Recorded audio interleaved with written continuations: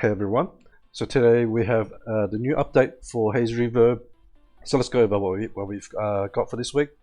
First off, we have a new banner, which is Caitlyn. So Caitlyn will be the start of heavy-based teams in PvP. I don't feel we have enough good heavies at the moment to make a full team, because she needs at least 5 heavies on the team, including herself, which is quite a lot. It's already more than half the team. Yeah, I feel like we need a bit more support to make heavies viable, but this will hopefully be the start of a way to counter the Hawk meta. I don't think Clayton specifically counters Hawk by herself, but she does help against just tanks in general. So maybe she'll work, but she does need skill ups to make it work. So it's a bit of an investment, and it will depend on how many people decide to invest into a heavy team. Because not only she would need skill ups, your other 4 or 5 heavy units will also need skill ups, which can be quite costly, right? So we'll have to see how that pans out in PvP, but it is a good start that they're starting to put in units that can help counter the Hawk heavy meta at the moment, which is kind of toxic, to be honest. Even though I am a user of Hawk, it's just what you have to do in PvP. Alright, so let's go over her skills. So first off, she ignores damage reduction, which is quite nice, because Lina is the best support at the moment for PvP, and of course Lina is a resistance buffer.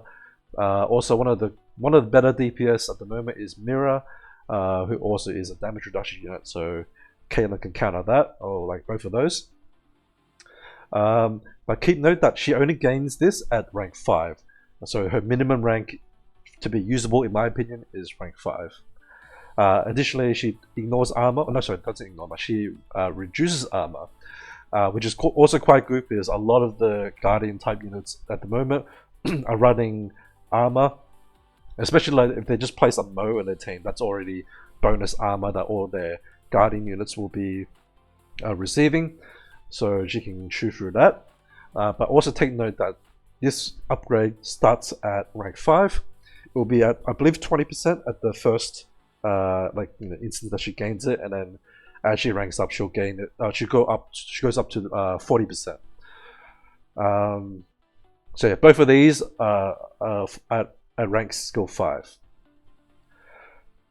Then she also dispels resurrection and makes them unable to gain resurrection, which is not really relevant at the moment, because resurrection is not really used.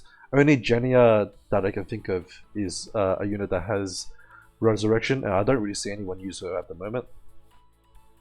But it is something that she can do, so we'll see. There's more resurrection units coming out later. Then she also dispels recovery, which is the heal over time that Lina does, and other units like Momaka. So she can counter those and make them unable to gain it again for 9 turns. And then she passively gains attack power and crit chance. You do need to upgrade this to get it to this point, of course. So it starts out at I believe 60% attack power, and that's it. And then as she gains more skill ups, she'll gain more attack, and then also the crit chance will also get applied. On death, she'll reduce the attributes of whoever kills her.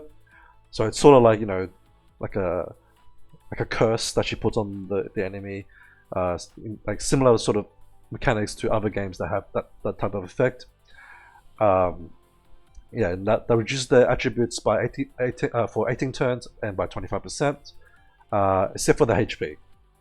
And then she'll also dispel their buffs and then make them unable to gain buffs for 18 turns, which is quite good, since most of the DPS that would probably kill her will be units that are getting buffed up, so that will stop them from doing damage for quite a while. 18 turns is probably roughly about 1 full round, or 1 or 2 full rounds, right? So probably more like on average 1.5, because units will die in the middle of it.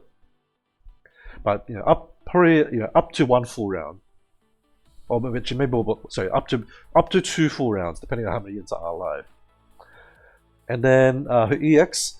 Now I'm not too sure on the wordings of these because they sound a little weird to me. But basically, after she moves, when she is charging up, and if there's 5 heavies, she will dispel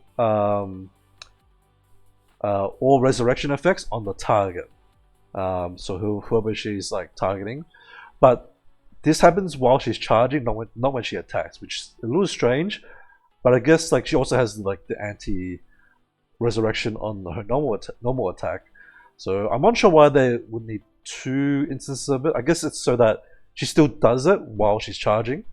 But it's a little bit of a weird thing, and but she also does do true damage. Now I am wondering whether this means that she will do like some damage on turn 1 while she's charging up. If that's the case, then I think she's quite good. It's like a heavy that doesn't need to charge up to do something on turn 1. Although she won't do like everything. Like all these other abilities are like when she's after she is charged on her second turn. But at least she can do something, and it's true damage, so it could be quite good. So just keep that in mind. Then she also has like an ability where she stops herself from dying on the first time she takes lethal damage. I believe that's what it means. And then she'll gain a damage absorption for 1 instance of damage. I believe that's how it works. Or at least like when she gets hit, this thing will activate and last for 1 turn, and she blocks the attack. I believe that's how it works, but I haven't actually tried her out, so just be mindful of that. So overall, I think the abilities are quite good, but she is specifically a PvP unit. So if you don't care about PvP, I think you can skip her. But if you do care about PvP, then of course I think you should at least pull 1 of her, just to make it easier, so you don't have to like chase her in the customized banner later. If you can't afford to, then I guess you can just skip it. Or if you just don't want to worry about building a heavy team, that is up to you as well. But I think the diehard PvPers will probably want one of these so that you're prepared for when a heavy team is much more viable, right? I think we'd probably need at least 1 or 2 more units that are heavy based to make it a good team. Because at the moment there's only really like a couple of good heavies, and you're running like some stragglers to fill in the slots, and I don't feel like you really want to like build those units just to make the heavy team right now, because the quality of units in the tank team are like just much better, right?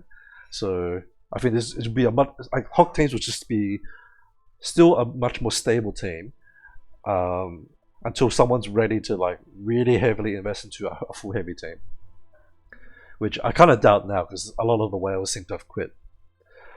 And then lastly, we have the Joint Crusade, which I won't go over in detail in this video. I will do a separate video for it, and I will try to do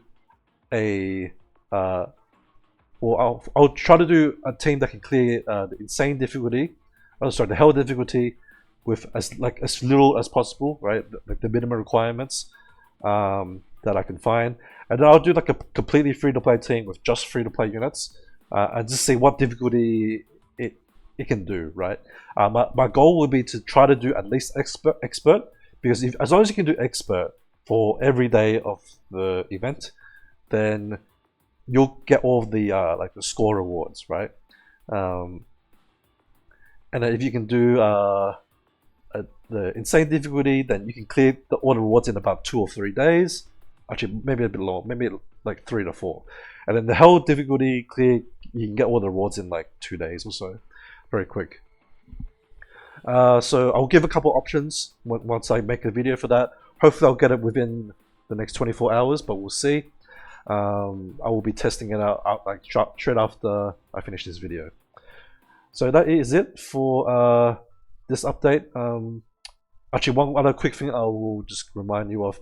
In regards to Caitlyn, she is the skin for this month, right? So you will get her skin for free in about 2 weeks. So if that's something that you're interested in, then you might want to pull for Caitlyn. But she is not a limited unit, so she's not like a must pull. But I do recommend to pull her if you do care about PvP. Alright, so that's it for today's video. Thanks for watching, and I'll see you shortly once I get through the crusade video. Thanks for watching, and I'll see you in that next one. Bye bye.